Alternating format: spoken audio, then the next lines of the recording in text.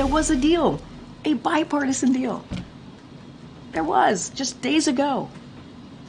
And they created this mess. Speaker Johnson needs to fix this. Republicans in Congress needs to fix this. It is their mess to fix.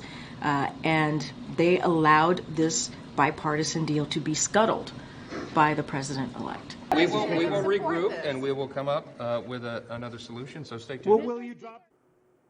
That was Speaker Mike Johnson last night, right after his CR failed in the House. And now it seems like they're coming back to the table with a new solution. This one, a spending proposal that would tee up 3 separate measures. White House Press Secretary Karine Jean-Pierre addressed reporters today, placing the full blame on the Speaker and Republicans. Now, the clock is ticking on Capitol Hill to keep the lights on, and it runs out at midnight. To join us now and break it all down for us and what to expect to play out is the Hill's national political reporter, Cate Martel. So, Cate, thanks for joining us. I want to dive right into it. What do we know about Republicans' new strategy?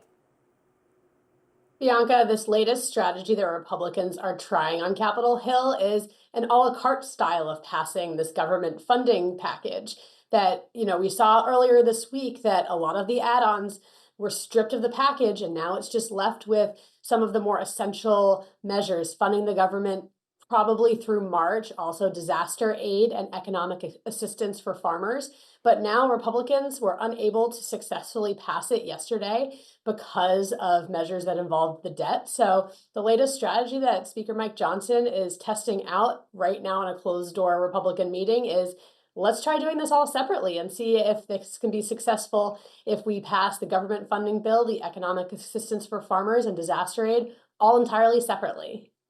Well, we know that Plan B failed to pass in the House last night, and 38 Republicans voted against it, showing some signs that the Trump-Johnson influence doesn't necessarily control the whole caucus like some people thought it might would. So going forward, do you think we'll see certain Republicans singled out by Trump? It's a good question, Bianca, and short answer, yes. President-elect Trump has always had a fairly heavy hand when it comes to legislating and his relationship on Capitol Hill. I think what we saw yesterday was less of a reflection of Republicans wanting to buck President-elect Trump and more trying to buck Speaker Mike Johnson. He's had a lot of grumbling from Republicans on Capitol Hill this week who've been really unhappy with how he's handled this government spending package because he did negotiate and broker a deal with Democrats and all of these add-ons, that 1,500-page bill that we keep hearing about. So what we're seeing is, I think, going forward, that Republicans aren't as comfortable bucking Trump, but there are some Republicans who are also pretty uncomfortable with a lot of the spending measures, and that's ultimately why they tanked Plan A and Plan B. So going forward, I would not be surprised if we see Trump start singling out single members when they have such a small majority and not really many margins to work with. Yeah, and it wasn't just Republicans, right? We know that Democrats, of course, also helped sink Johnson's Plan B CR last night and have also vowed to work through Christmas to fight off Trump's demands. Both the president-elect and vice president-elect seem to think they can stick the shutdown on President Biden and the Democrats. Do you think that tactic will work? I think it's a pretty risky tactic, Bianca, because as we've seen with these negotiations, yes, the White House is very much involved, especially the clip you just showed of the White House press secretary. But for the most part, President Biden and Vice President Harris have mostly been on the sidelines. Most of these negotiations have very much involved President-elect Trump and his newest, closest ally, Elon Musk. Elon Musk was able to tank this bill so quickly that, when you do have a shutdown, who have we been hearing about all week? Trump and Elon Musk. We haven't really been hearing as much about the Democratic efforts to tank these government spending bills. That being said, Democrats are certainly to blame if you do have a shutdown as well, particularly when it heads to the Senate. Democrats still have control over the Senate. So, after it passes the House, it'll depend entirely what Democrats in the Senate choose to do with that bill. So it's a little too early to know, but all signs right now are pointing that so far it's a lame duck session, and we're not really seeing President Biden on the front lines of the negotiations. Who are we seeing? The president-elect. So that's likely who you would probably see take the blame. Well, during President Biden's term, speaking of Biden and then Speaker McCarthy agreed to raise the debt ceiling in 2023, which angered a lot of Republicans who later voted to oust him. So if they do what Trump asks and extends the debt ceiling to 2029, how do you think Republicans would spin it? I think they're hoping for some short-term memory loss. But more seriously, I think that Republicans are looking over the next year and are weighing the pros and cons of what needs to happen, that the priorities for President-elect Trump in his first 100 days are, the border and immigration. That costs money. It's also in the year 2025, he's looking to extend his own tax cuts. That costs money. And Republicans are making the calculation that do they want to spend a lot of the calendar and eat up a lot of their time working on the debt next year. That's why I think we saw this get slipped in. So I think they're really hoping that, this will be overlooked, that, whoever is controlling Congress, this always ends up being a debate. And there always will be Republicans who are uncomfortable with raising the debt ceiling because they look at the deficit and they look at the spending and want to rein it in. So I think it'll be hard to get everybody to agree ultimately, but they're looking at the bigger picture of what needs to happen in 2025 and really want to be able to give the new president-elect the priorities that he wants. Well, you recently also mentioned Elon Musk, who effectively shut down Plan A for Republicans and won a 20-hour posting campaign on X. He also did spread some incorrect information during that time, though, right? He said it would include a 40% pay increase instead of a 3.8% adjustment. He also claimed the bill would prevent any investigation into the J6 House Committee. What do you make of his role right now and his influence before Trump even takes office? It's been fascinating to watch his role and influence gain over the past several months, that he and Trump haven't been besties for very long. And very quickly, he, became a Trump ally, is now going to run this government-related position on government efficiency. And we're starting to see him get a lot of influence even on legislative issues on Capitol Hill. Now, it certainly comes with some risks. That the president does like to be heavy-handed when it comes to his influence on Capitol Hill. He does want his involvement. And so far, he and Elon Musk have been very aligned, but Elon Musk doesn't have a lot of legislative experience. He's not, on Capitol Hill knowing the dynamics. So we saw this barrage of tweets, X posts over that 20-hour period that was ultimately successful because he and the president-elect did align. But there does come some risk, especially if you start making false claims and you start spreading misinformation, that Capitol Hill Republicans may lose some of their confidence in on whether Elon Musk understands what happens on Capitol Hill. So it certainly comes with some risks because it can muddy the waters when Republicans are trying to keep their eye on the prize, and then somebody who's very influential with not a ton of legislative experience starts throwing out a lot of information, some correct, some incorrect, and it can sure muddy the waters, Bianca. Yeah, and that's a good point you bring up. They really haven't known each other for that long. But if the government does shut down at midnight, can you talk to us a little bit about what would happen and what departments would be the most impacted? Yeah, so essential employees will still very much be working. So on matters of national security and certain issues, that the government will still run in that way without pay. Now, not permanently. Every single time this happens, you see that Congress later does pass a bill to make sure there's back pay for these federal workers. But you will see, for example, national parks shut down, and you'll see a lot of furloughed employees, of government employees who are deemed non-essential. Now, one department that I think will be particularly affected, that is particularly timely, is the TSA. Airport security is going to be incredibly busy over the next week. We've seen estimates based on the holidays happening that there's going to be a record number of travelers traveling between Christmas and New Year's. And while the TSA workers will continue to work without pay and will get back pay later on, that it still can cause slowdowns. You can see more workers calling in sick. So those are some of the agencies I think that could particularly be affected over the next week. Yeah, that would obviously cause lots of Christmas chaos. But in some other news, I want to switch gears here a little bit. Trump transferred all of his DJT shares to a revocable trust, and it's not totally clear why he did this. So what do we know about this move?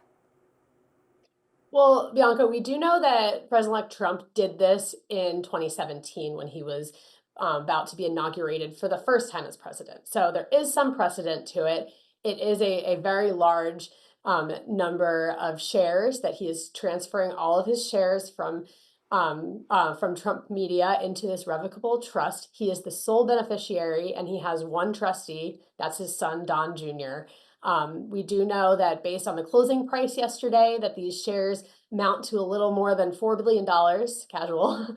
But this is just showing that, we've seen this before. This does have precedent, that, he is probably trying to get his affairs in order before he joins the White House on January 20th. But we do know he's the sole beneficiary, and this has happened before. So I think that we'll probably see this go down the same way that we saw in 2017. Likely scenario. Last question for you, Kate. Senator Roger Marshall of Kansas announced a Make America Healthy Again caucus. We know RFK has been holding meetings with GOP senators on Capitol Hill as well. So what's the overall feeling on his nomination? Are lawmakers embracing the pick and assuming that he is going to be approved? It's a good question, because he is certainly not the most controversial cabinet picks. That when we talk about these confirmation hearings, he's likely not going to have the toughest of the bunch. But that being said, the fact that there is now a group of people that are pro RFK Jr. is showing that things are not, entirely smooth sailing for RFK Jr. And, he has been received a fairly warm welcome on Capitol Hill by Republicans. He does have some controversial opinions on vaccines and immunizations, and I think that can certainly make some of the members uncomfortable. But I think what I'm starting to see is they're starting to focus on some of the less controversial priorities that RFK Jr. would have running these health agencies, such as working on obesity and addiction and more of a healthy lifestyle priorities. So I think that Republicans, the reception has been, there's some uncomfortability, but they can put that aside. They really do want to be able to give President-elect Trump the people that he wants in office. And I think they're trying to focus less on the controversy of the vaccine skepticism and some, debunked information on immunizations, and focus more on his priorities for health. Yeah, that would certainly be a challenging line for them to walk regarding some of his more controversial opinions. Cate Martel, national political reporter for The Hill, thank you so much for joining us. Thanks, Bianca. It's one of the busiest times of the year for food and retail sales, and workers at Amazon and Starbucks are standing their ground. Starbucks workers are taking to the picket lines as their union pressures the company to improve its wage offer in contract negotiations. Baristas in Los Angeles, Chicago, and Seattle walked off the job Friday, with the strikes spreading to hundreds of other stores across the country. Their union represents 500 company-owned stores in the U.S., which is roughly 5% of stores nationwide. Amazon workers have also been striking the past few days as their union demands higher wages and improved safety conditions. It's the largest strike against Amazon in U.S. history. More than 10,000 employees have walked off the job, arguing drivers should get paid the same as USPS or UPS drivers. But Amazon is firing back. One Amazon representative called the demonstrations protests, not strikes. And in Queens, New York, cops forcibly broke the picket line and also swarmed and arrested an Amazon driver who stopped his van in support of the strike. Now, the strikes come as labor unions have risen in popularity and gained traction during 2024. Workers from Boeing, the New York Times Tech Guild, AT&T, and port workers all carried out strikes this year. President-elect Trump is continuing with his use of tariffs as a threat, this time with Europe. On Thursday night, he posted on Truth Social that the EU has to make up for their tremendous deficit by buying more U.S. exports. To talk more about this, we're joined now by Laura Kelly, foreign policy reporter at The Hill. So Laura, Trump is threatening tariffs against the EU if they don't purchase U.S. oil and gas to narrow the trade gap.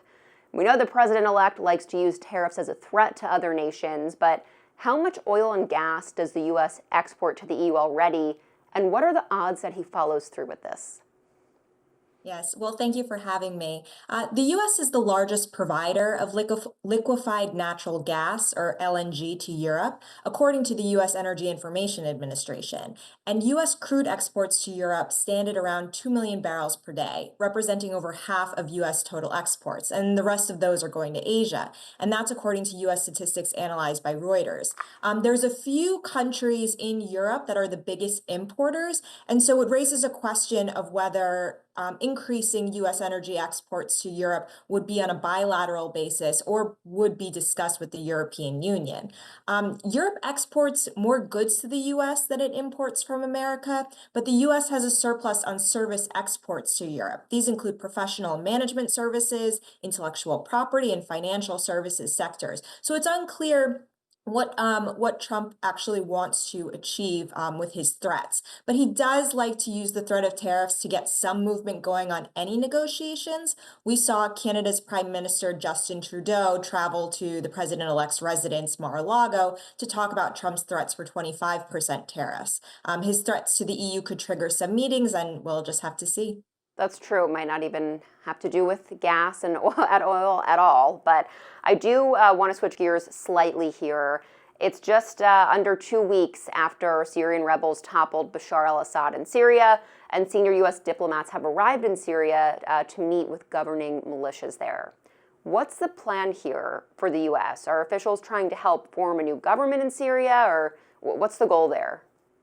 I don't think the U.S. could help form a new government in Syria, but this extraordinary trip really is aimed at meeting with the leaders who are now in power and to gauge their seriousness and commitment to governing, and that respects the rights of Syria's minority communities and has the participation of women in particular. These groups are under U.S. sanctions for terrorism, but they are likely to need a lot of money and help in trying to achieve Syria's reconstruction after more than a decade of war and economic isolation under the Assad regime. So the U.S. says it's watching closely on whether their commitments to be a peaceful government play out as the U.S. weighs lifting sanctions along with European partners and others. Secretary of State Antony Blinken was in the region last week and issued a statement with Arab, European, and United Nations partners on a set of principles it wants to see the now Syrian authorities commit to. These include protection of minorities and women, their meaningful political participation, the responsible destruction of chemical weapons, and permitting delivery of humanitarian assistance. These are just a few of the principles, and so the U.S. says it's watching to see if these officials will follow through. Well, officials are also hoping to find missing Americans and uncover information about what happened to American journalist Austin Tice, who was kidnapped in 2012. Is the State Department hopeful in their search for them? We have no real new information. There's no real indication of good information on the whereabouts of Austin Tice and other Americans disappeared in Syria. This includes psychologist Maj Kamalmaz, who disappeared in 2017. His last known whereabouts were at a Syrian government checkpoint. And a State Department official said the U.S. is looking for information on other Americans, but did not name names. And what happens next here? Any progress that the U.S. makes could change with the Trump administration coming in, right? I mean, there could be different goals among both administrations. So what do you think happens from here? Biden officials say they want to have a smooth transition of power, and Secretary Blinken has talked about wanting to leave the Trump State Department with the strongest hand possible. Now, Trump has said he doesn't think the U.S. should be in Syria, but it's not clear what he wants to do or how he would like to engage with the new Syrian authorities. The fall of Assad represented a major blow to Iran's influence in the region, which is a shared interest of the U.S. and Israel, America's closest ally in the Middle East. And I now want to ask you about Ukraine. What's next for U.S. involvement in the Ukrainian conflict? A senior aide to Biden has said that the administration will leave it up to Trump for next steps, specifically regarding NATO. But first, do we know what Trump's plan for Ukraine is? We don't have any specifics of a Trump plan other than he wants to see an immediate ceasefire between Russia and Ukraine. Trump is critical of U.S. aid for Ukraine, and he has said that Ukraine should probably prepare for a drop in U.S. assistance when he assumes office in January.